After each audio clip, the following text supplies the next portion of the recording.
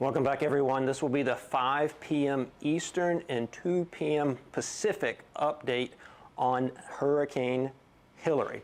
If you can look here at the satellite image, we're going to start in with a zoomed in a shot of the satellite image. You can really see a classic satellite signature of a powerful hurricane, now a Category 4 hurricane on the Saffir-Simpson scale. If we switch over to the forecast, where's Hilary going to go and how strong will it be? So let me orient you here. This is Mexico, right? Southwestern United States and Southern California. Hilary right now is down here as a Category 4 hurricane with maximum sustained winds of 130 miles per hour, moving off at the northwest at 12 miles per hour. It's a little bit faster than it was earlier today, starting to pick up speed as it begins to make the northward turn towards the Baja Peninsula.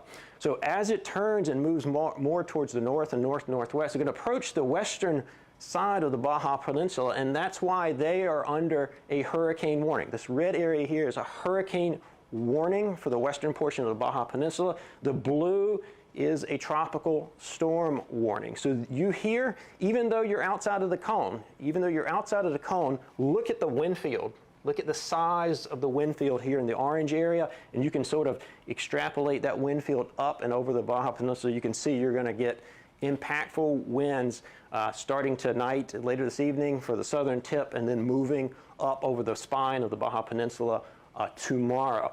But then for all of us watching in Southern California, in the southwestern United States, what's going to happen as it moves up into Southern California? As it moves into Southern California, it's going to weaken substantially. So we do not anticipate a hurricane moving into the southwest United States. What we expect is a tropical storm.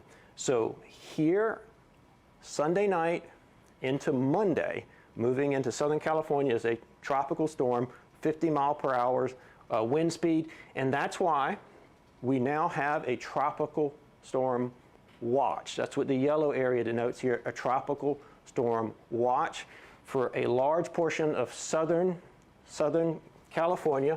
We zoom in here a little bit so you can see where you're at, including Los Angeles, San Diego, and Palm Springs area. So if you're watching from this area, tropical storm winds, especially at higher elevations, possible Sunday night into Monday as Hilary moves inland. But the wind isn't the biggest part of the story. The biggest part of the story is going to be the extremely heavy rainfall that is going to come with this system. So this system is going to pull all that tropical moisture into Southern California and the southwest United States and in and around Las Vegas, Southern Nevada area. Look at these rainfall totals here.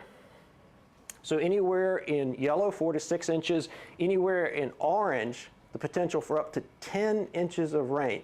Now, if you're not used to this, these are rainfall amounts that are not typical of this area. Not only that, it's going to come down much faster than what this area is used to seeing. These tropical rains come down at a much higher rate, and it introduces the potential for flash flooding.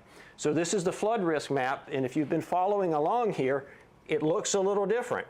There's more red in here, and now there's purple in here. So purple is a high risk of flooding. So Palm Springs area, you're under a high risk of flooding. But now this red area denoting a moderate risk, extending from Los Angeles, San Diego, Las Vegas, it is now within the action range. So we're thinking now that this rainfall potential is highly likely, potentially catastrophic flooding. Let me say that again, potentially catastrophic flooding for these areas highlighted here. We're in the action phase now, so you need to really start thinking about what you're going to do if you're in these highlighted areas. Specifically, late Sunday into Monday is not going to be a good time to be driving around. If you've got weekend plans, it's probably time to start altering those plans. If you're going to be outside, doing outside activities where you cannot receive emergency alerts, let's say you're outside of cell phone range, you're probably going to want to cancel those plans or ensure you've got some sort of backup communication system to make sure you're getting these emergency alerts. Make sure on your cell phone you have it enabled to receive emergency flood alerts from the National Weather Service or emergency management officials within the area.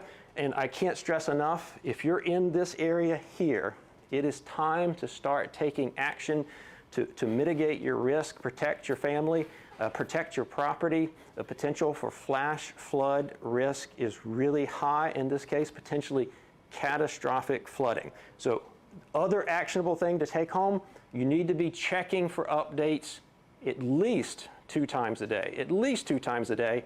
You can do that via watching local weather coverage, watching your local National Weather Service, or tuning in with us at hurricanes.gov. I'll say that again, hurricanes.gov for the latest information. We will be back here tomorrow to give you more live updates, but you can always get interim information off hurricanes.gov. So we'll see you back here tomorrow with more information.